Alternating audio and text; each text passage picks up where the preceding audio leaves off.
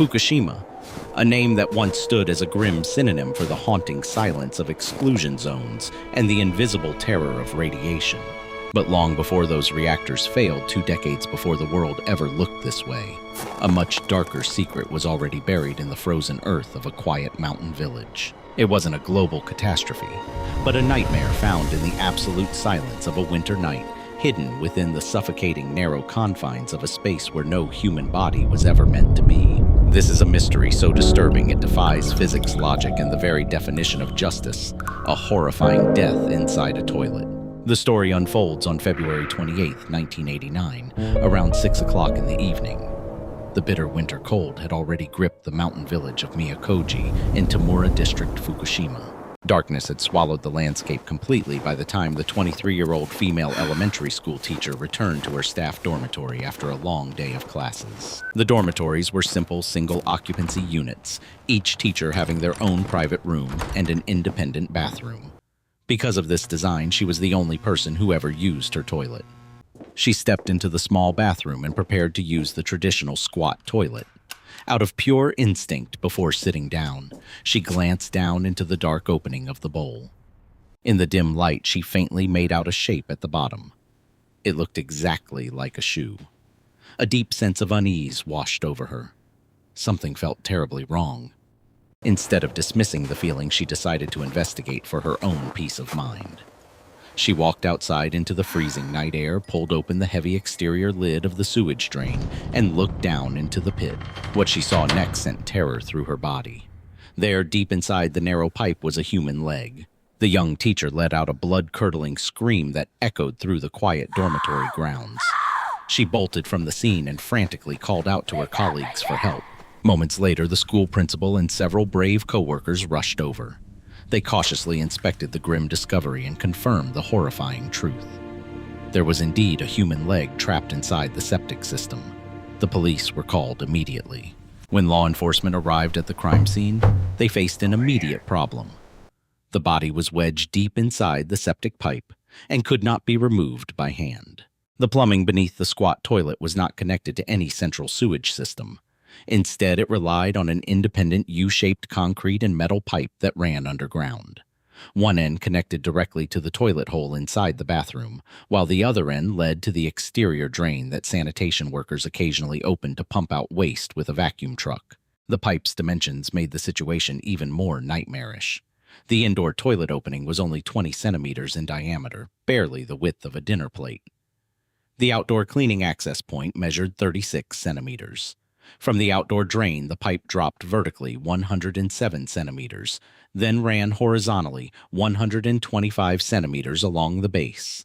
At the very bottom of that U-curve where the body was found, the vertical clearance was only 47 centimeters. Inside that brutally narrow space, investigators discovered the body of a male victim. He was wedged tight, his arms and legs tightly curled, his entire body bent backward into a harsh U-shape that perfectly matched the curve of the pipe. He was wearing pants on his lower half, but his upper body was completely bare. Stranger still, he was clutching a neatly folded shirt tightly against his chest with both arms. His face was angled directly upward toward the drain of the women's toilet, making it look exactly like he had squeezed in there to act as a peeping Tom. One of his shoes was wedged high inside the pipe near his head while he was otherwise barefoot. The body had been submerged in raw sewage for days in the freezing sub-zero conditions of February. The smell inside the pipe was thick and nauseating. The cold concrete and waste had turned the underground space into a deadly trap. When officers tried to pull the corpse free, they quickly realized human strength was useless. The pipe was simply too narrow. In the end, they had to call in an excavator to dig up the entire underground U-shaped pipe. Firefighters then used heavy industrial saws to cut the pipe wide open just to extract the remains. The chilling scene left everyone who witnessed it deeply shaken. A grown man had somehow ended up contorted and trapped inside an impossibly tight septic system beneath a private toilet, his face staring straight up into the bowl as if waiting to watch someone use it. The bitter winter cold, the pitch-dark pipe filled with raw sewage, and the unnatural U-shaped posture of the body created one of the most gruesome and disturbing crime scenes Fukushima had ever seen. Once the body was freed, locals who had gathered at the scene immediately recognized the victim. It was 26-year-old Naoyuki Kanno, a well-known and popular young man in the community. The discovery sent waves of disbelief through the small village. The body had been submerged in raw sewage for several days in the bitter February cold. Because of the extreme contamination, investigators thoroughly washed the remains not once but twice before the formal autopsy could even begin. This was a serious deviation from standard forensic protocol. Normally, a body is examined in the exact condition it was recovered, preserving every trace of foreign material fibers, skin particles, and microscopic evidence. Washing the body twice may have irreversibly destroyed crucial clues that could have revealed what really happened inside that pipe. The medical examiner's autopsy provided the first official details. Based on the advanced state of rigor mortis, Naoyuki had been dead for approximately 2 days, placing the time of death around February 26th. The official cause of death was listed as a devastating combination of hypothermia, positional asphyxia, and circulatory failure caused by severe chest compression. In simple terms, the crushing narrowness of the pipe had compressed his chest so violently that his diaphragm could no longer move. He could not breathe properly, his circulation failed, and in that frozen, airless darkness, he slowly suffocated and froze to death at the same time. The autopsy also noted minor scrapes and abrasions on his elbows and knees. Other than that, there were absolutely no obvious signs of trauma and no evidence of a struggle or foul play. At first glance, many elements appeared strangely normal yet deeply suspicious. There was no sign of forced entry into the dormitory. Nothing had been stolen from the teacher's room. The plumbing system was an independent septic tank typical for remote mountain villages at the time with no central sewage connection. Everything seemed quiet and ordinary on the surface, except for the impossible location of the body and the bizarre way it was positioned. These initial findings and the rushed cleaning of the body would later fuel intense criticism.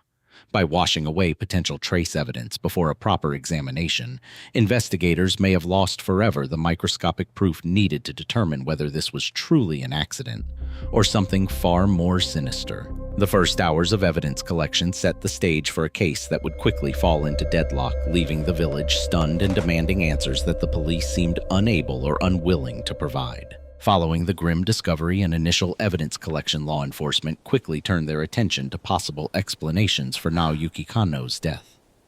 In the end, they identified no external suspects. Instead, the police officially concluded that this was a tragic accident caused by Naoyuki himself. According to their ruling, the 26-year-old man had voluntarily squeezed into the narrow septic pipe in an attempt to spy on women using the toilet, a Peeping Tom act that went horribly wrong. Although the police officially ruled the case a tragic accident, neither Naoyuki's father nor the local community could accept that narrative. Everyone knew him, and they widely regarded him as a bright young man with a highly promising future. He worked as a business manager for a maintenance company contracted by the Fukushima nuclear power plant. He was a talented artist who wrote his own music and poetry. Gifted with incredible charisma and public speaking skills, he was in charge of organizing recreational activities for the village's youth association. He was constantly invited to MC weddings for his friends, and had even delivered speeches on behalf of the village mayor.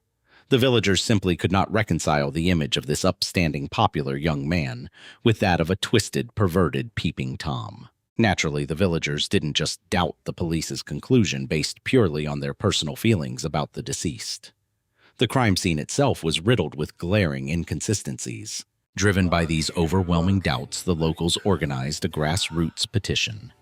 They joined forces with residents from neighboring villages, and within just 1 month of the tragedy, they gathered an astounding 4,300 signatures. Together, they formally petitioned law enforcement to reopen the investigation. So, why exactly did the public completely reject the police's official narrative? Let's break down the dark, baffling anomalies that make this case so deeply suspicious. First, let's look at the physics of the pipe, and they are absolutely damning. That U-shaped pipe was designed symmetrically. The diameter of the main pipe was exactly 36 centimeters. But the internal geometry gets far more brutal when you look at the actual measurements. The pipe dropped 107 centimeters vertically from the outdoor drain. Opening ran 125 centimeters horizontally along the base, and at the bottom of that U-curve, the section where Naoyuki's body was ultimately found, there was a vertical clearance of only 47 centimeters. Think about that. 47 centimeters of space. That is the gap in which a grown adult male was somehow expected to have folded his entire body contorted into a U shape and remained alive long enough to die of compression and cold. And then there is the shoulder width problem. One end of the pipe was the outdoor sewage drain with a diameter of 36 centimeters. The other end was the indoor toilet bowl with an opening of only 20 centimeters, barely the width of a dinner plate. This meant the victim could only have physically entered from the outside. But Naoyuki was 1.7 meters tall, and his officially measured shoulder width was 40 centimeters. The pipe's maximum diameter, only 36 centimeters. His shoulders were 4 centimeters wider than the pipe's widest point. He could not have fit. Not clothed, not naked, not at any angle. Desperate for answers, Naoyuki's father actually took the fragmented pieces of the cut pipe, reassembled them, and attempted to physically recreate the scenario. The experiment was conclusive. There was absolutely no way to slide into that space. The physics simply do not allow it. So the ultimate question remains, how on earth did his body end up inside that pipe? Then there is the timeline and the brutal weather. The incident occurred in February, a time when Fukushima was locked in freezing temperatures. Inside a damp underground concrete sewage pipe, the cold would have been even more agonizing. According to the investigation, when Naoyuki died around February 26th, there was still approximately 20 centimeters of thick snow blanketing the ground. In those lethal sub-zero conditions, why was he completely bare-chested from the waist up? And even more bizarrely, why was he tightly cradling a neatly folded shirt in his arms? The psychology behind that specific posture is deeply troubling, and it is something investigators never satisfactorily explained. Now let's look at this timeline, because it is staggering. Naoyuki's body was discovered on February 28th, but forensics determined he died on February 26th.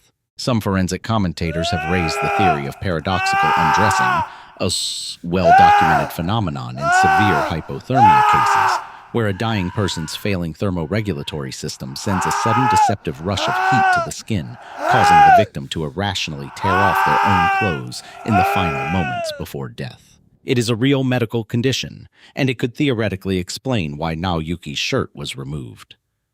But paradoxical undressing typically results in clothing being thrown aside chaotically, not folded neatly, and cradled tenderly against the chest.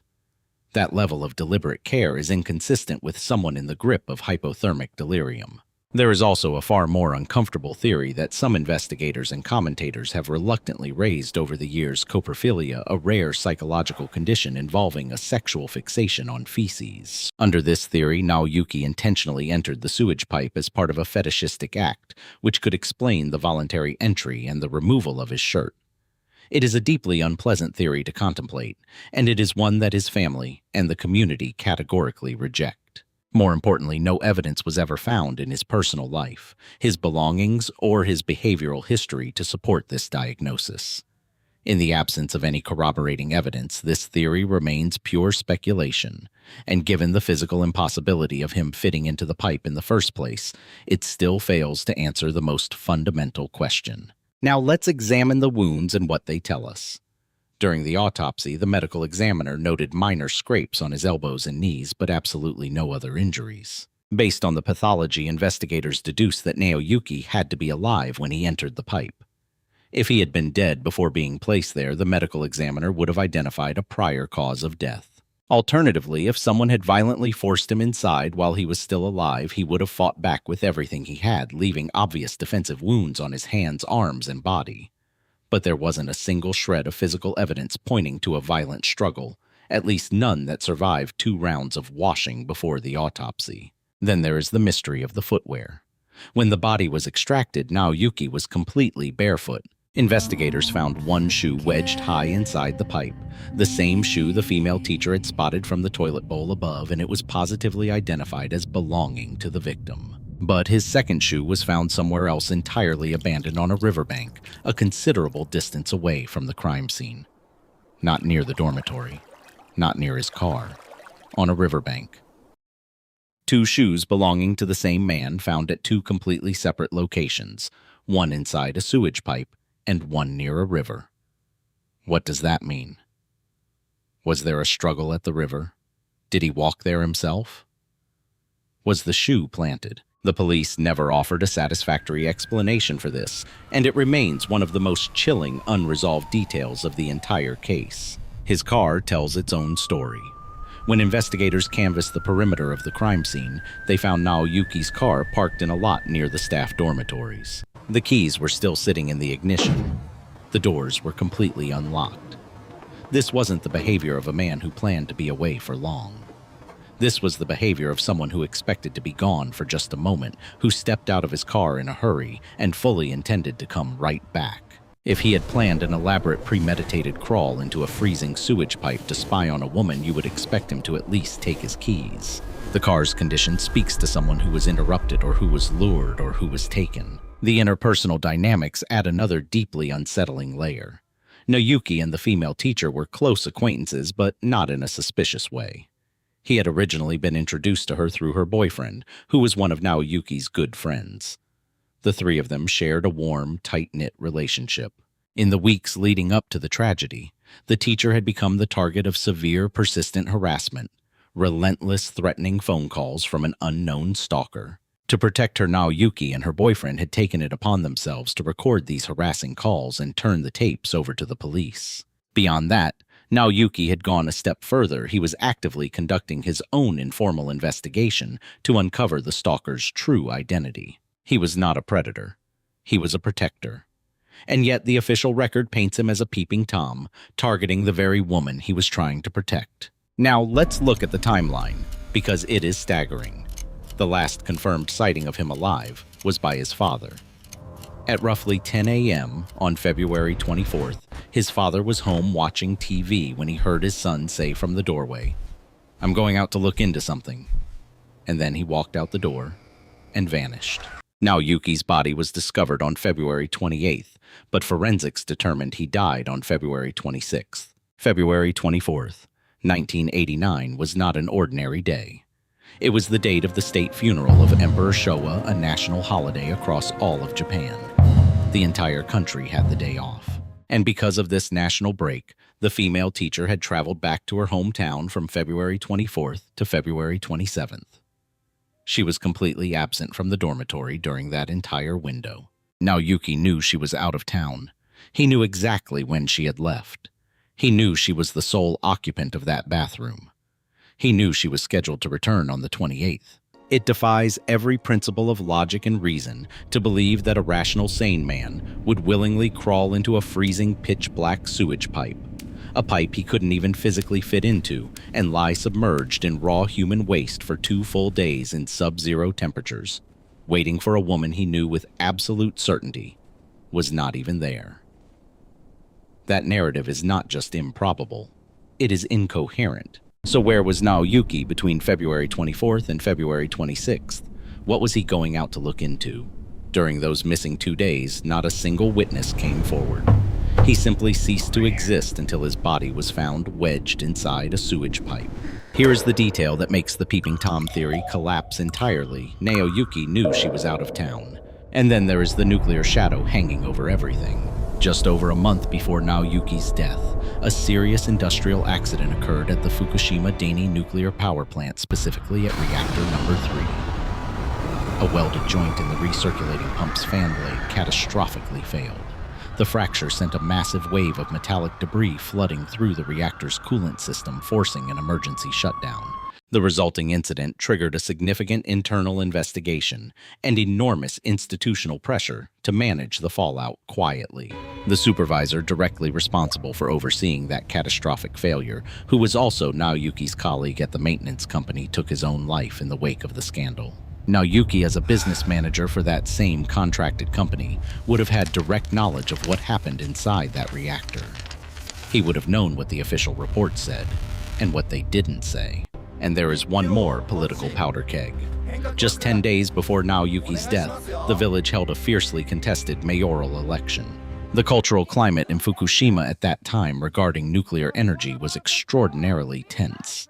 The village was deeply split. Pro-nuclear advocates argued that the plant brought lucrative employment and economic stimulus, while fierce opposition groups warned of severe long-term health consequences. The village mayor held enormous power in this debate, the political leverage to decide, at least in part, whether the plant's expanded operations would be approved or challenged. In the lead-up to the election, Naoyuki had been personally approached and asked to use his exceptional public speaking abilities to actively lobby on behalf of one of the candidates. His eloquence and community standing made him one of the most influential private voices in the village. The timing, just 10 days after the election and 1 month after the reactor accident, is not something easily dismissed as coincidence. If he had stumbled onto something, a bribe, a cover-up, a connection between the nuclear accident and local political corruption, his silence would have been worth a great deal to the right people. And yet the case is permanently closed. Even if new evidence emerged tomorrow, it would not matter in any legal sense. Under Japanese law at the time, the statute of limitations for homicide prosecution was 15 years. That clock started ticking in 1989. It ran out in 2004, more than 2 decades ago. Whatever happened in that sewage pipe, whoever put Naoyuki Kanno there, they are now permanently beyond the reach of the law. No arrest can be made. No trial can be held. No conviction is possible. The legal window has sealed shut forever. In the end, we are always dragged back to that one agonizing fundamental question. How did his body physically end up inside that pipe? A pipe his shoulders were too wide to enter. A space where the only clearance at the bottom was 47 centimeters. A location his friend knew was empty. A scene where his car sat unlocked with the keys in the ignition. A body washed twice before anyone examined it for evidence. A shoe found near a river miles from where he died. Even though the case officially closed as an accidental death, the reality is that not a single theory perfectly explains all the facts. The villagers' massive petition for reinvestigation was outright rejected by law enforcement. The police stood their ground. No physical evidence of homicide, no case. With no fresh leads and a statute of limitations that has long since expired, the case faded into the cold silence of history. Today, nearly 40 years have passed. Countless people still firmly believe this was no accident, but a meticulously orchestrated, flawlessly executed murder. The absolute truth is a secret that only the dead will ever know. But what do you think? Let me know your deductions in the comments below. Until next time.